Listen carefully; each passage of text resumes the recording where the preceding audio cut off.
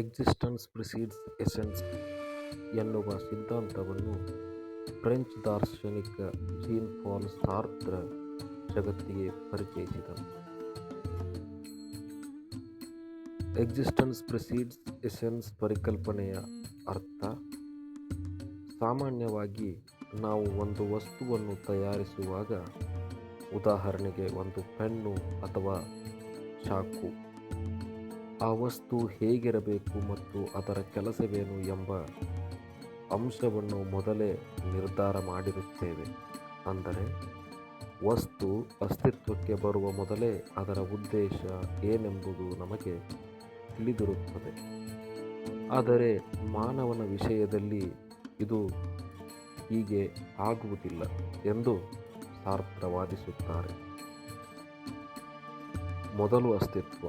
ಮನುಷ್ಯ ಮೊದಲು ಈ ಜಗತ್ತಿನಲ್ಲಿ ಅಸ್ತಿತ್ವಕ್ಕೆ ಬರುತ್ತಾನೆ, ಅಂದರೆ ಹುಟ್ಟುತ್ತಾನೆ.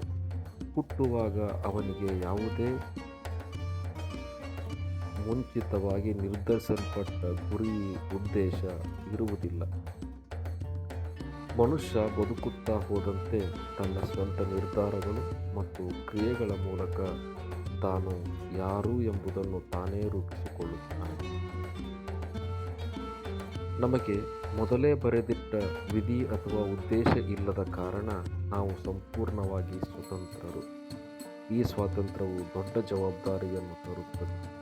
ನಮ್ಮ ಜೀವನಕ್ಕೆ ನಾವೇ ಅರ್ಥವನ್ನು ನೀಡಬೇಕು.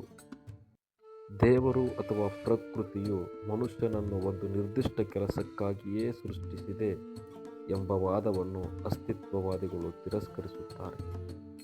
ನಾನು ಯಾರು ಎಂಬ ಪ್ರಶ್ನೆಗೆ ಉತ್ತರವನ್ನು ನಮ್ಮ ಬದುಕಿನ ಹಾದಿಯಲ್ಲಿ ನಾವೇ ಕಂಡುಕೊಳ್ಳಬೇಕು.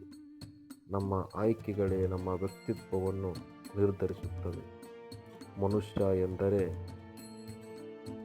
ತನ್ನನ್ನು ತಾನು ಏನನ್ನಾಗಿ ಮಾಡಿಕೊಳ್ಳುತ್ತಾನೋ ಅದೇ ಆಗಿರುತ್ತಾನೆ.